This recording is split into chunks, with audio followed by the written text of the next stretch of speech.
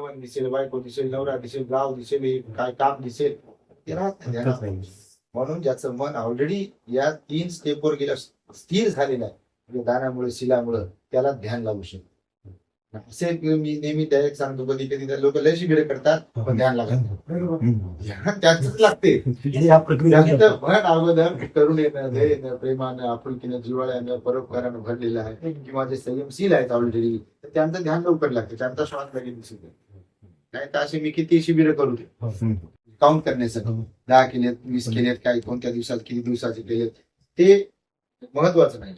मी एक शिबिर जरी नाही केलं समजा, पण ध्यानावर तुमचा विश्वास आहे, घरी जरी ध्यान करत असाल तुम्ही, तुमचं मन शुद्ध होत असेल, त्याच्यामुळे तुमच्या आचरणावर प्रभाव पडत असेल, परिणाम होत असेल, तर तुम्ही ध्यान. नाही तुम्ही किती शिबिर करतोय, सांगतो लोकांना की मी एवढं शिबिर केलो, इकडे केलो, तिकडे केलो, माझ्या वाणीवर माझा संयम नाही, माझ्या मनावर माझा संयम नाही, माझ्या शरीरावर माझा संयम नाही, माझ्यात प्रेम, आपुलकी, जिव्हाळा नाही, करुणा नाही, दया नाही, परोपकार नाही, संयम नाही, कसलं ध्यान आलं? म्हणजे भगवंताने त्याचा उद्देश सांगितलेला की कोणती गोष्ट कशासाठी, म्हणजे दान करतात कशासाठी करतात, सील पालन करतात कशासाठी, म्हणजे त्याचा परिणाम काय नाही. जसं शेतकरी बरोबर मृगाच्या नक्षत्रामध्ये त्याच्या अगोदर शेतीची मशागत करून ठेवतो, नेमकं तेव्हाच पीक पेरतो का नाही, आणि पीक पेरल्यावर त्याचं निंदन खुरपण करतो, त्याचं राखण करतो, तेव्हा त्याला चांगलं फळ येते. तर भगवंतानं मग हे सगळ्या गोष्टी करत असताना पथ्य सांगितलेले आहे, हे असं करा, त्याच्याबरोबर हे पथ्य पाळा. जसं डॉक्टर म्हणते ह्या गोळ्या घ्या आणि त्याच्याबरोबर हे पथ्य पाळा, तर तुमचा आजार बरा होईल. आता मी समजा फक्त ते गोळ्या घेत राहिलो, पथ्य काय होते त्याला, मी सर्दी झाली, सर्दीच्या गोळ्या सुरू आहे, फ्रीज मधलं खाणं सुरू आहे, होईल का फायदा? आता गणित असं झालं. तर ते त्याच्यामुळे पथ्य पाळलं पाहिजे. ध्यान फार महत्वाचं आहे. भिक्षूंनी सुद्धा ध्यान केलं पाहिजे आणि गृहस्थ उपासकांनी सुद्धा ध्यान केलं. कोणत्याही वयोगटातली व्यक्ती असं ध्यान केलं पाहिजे. ध्यानाशिवाय नाही, तुमची भावना म्हणजे प्रसन्नता जी आहे, ध्यानाशिवाय प्रसन्न राहत नाही. तुमची भाव मुद्रा ज्याला म्हणतो मन निर्माण पाहिजे ना. हे आपल्या गोष्टी लोकायला जातात, जड जड गेला की किचल्या करते, शांत बसल्यानंतर काय होते काम होते. भगवान म्हणजे कशाला पटले सांगा तुम्ही? ज्ञान प्राप्ती कशासाठी? सिद्धार्थ गौतम महामायाच्या पोटी जन्माला आले, म्हणजे बुद्ध महामायाच्या पोटी जन्माला आले का? सिद्धार्थ गौतम महामायाच्या पोटी जन्माला. बुद्ध होण्याची प्रोसेस आहे. बुद्ध जन्माला येत नाहीत कोणाच्या पोटी, हे भगवंताचं वचन आहे. बुद्ध व्हावं लागते, बनावं लागते, त्याचा मार्ग आहे त्याचा. बुद्ध पारमिता, पारमिता, परमत पारमिता, त्या सगळ्या गोष्टीतून जावं लागते. 6 वर्ष खरतर तपश्चर्या करावं लागते, तेव्हा ते बुद्ध बनतात, सम्यक संबुद्ध बनतात. ह्या गोष्टी आपल्याला जे जड जाते तिथं ते खिचल्या करते. जेव्हा विहारात या, आता ही जड आहे ना, विहारात गेल्यावर कोणाचं काय फल झालं? दान द्यायचं, दान जड जाते ना, आपलं देवाला लागते ना काही, ते दान दिल्यानंतर काय फायदा होतो का असं म्हणते बघा. शील पालन तर त्याच्यात त्रुटी काढेल. ध्यानाचा ते विषयच नाही. ती मारण्याचा माणूस आमच्या गोयंका करून त्याचं काय खरं आहे नाचता येईना अंगण वाकडा आपल्या लोकांना कधी नसं झालं. इतर लोकांना सरळ कुठं आहे, सगळं अंधश्रद्धा आहे का नाही.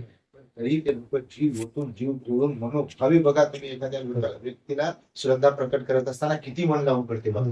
एखाद्या मंदिरात जाणारा माणूस, बाई, पोरगा, पोरगी पाहत आहे, समर्पित. मुसलमानाचे बघा तुम्ही, नमाज पडताना सकाळी 4ला उठतील म्हणजे उठतीलच, ते मस्जिद मध्ये जातील म्हणजे जातील. बघा 5-5 वेळेस शुक्रवारी नमाज पडतात का नाही? इथं ती 1 वेळेस रविवारी जायला सांगितलं बाबासाहेबांनी, ते म्हणजे काय होतं ते केलं. ही तफावत आहे श्रद्धेची. श्रद्धा पाया आहे, बेस.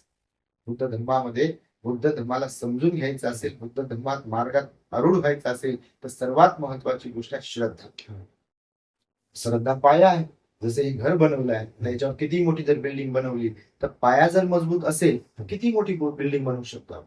पण पाया जर मजबूत नसेल तर बिल्डिंग ढासळेल की नाही. तर तसं गणित बुद्ध धर्म असेल. मग आपली बाबासाहेब मानतो का नाही, तर बाबासाहेब श्रद्धा पाहिजे. तर मग श्रद्धेचे पण 2 पार्ट सांगितले.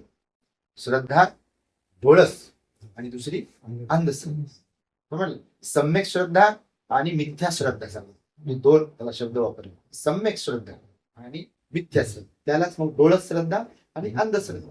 फक्त जय भीम म्हणणं, बाबासाहेबाला अगरबत्ती लावणं, फुल चढवणं, मेणबत्ती लावणं, जयंतीला फोटो साफ करणं, मूर्ती साफ करणं, हार घालणं आणि बस दुसऱ्या दिवशी पासून त्यांचं 22 प्रतिज्ञा पाळायच्या नाही, त्यांनी सांगितलेल्या संविधानाचं पालन करायचं नाही, किंवा त्यांनी सांगितलेल्या दिलेल्या बुद्ध धर्माचे आचरण करायचं. कसली श्रद्धा? ही अंधश्रद्धा. बरोबर. बुद्धाचे तसं केलं अंधश्रद्धेच्या रूपातून, तर काय अर्थ येतो? आचरणामध्ये जेव्हा उतरेल त्याला म्हणतात डोळस श्रद्धा. ही कमी आहे. म्हणून इतरांच्या श्रद्धेला नाव ठेवण्याची योग्यता, अधिकार आणि पात्रता सुद्धा आपल्या लोकांना नाही बघा. काही काही कोण सांगितलं आपल्याला? बाबासाहेबांनी सांगितलं तुम्हाला आरसा दाखवला, ह्या 22 प्रतिज्ञे तुम्हाला पालन करायचं. त्याचा काय गाजावाजा करायला सांगितलं का नुसतं बिना कामानं?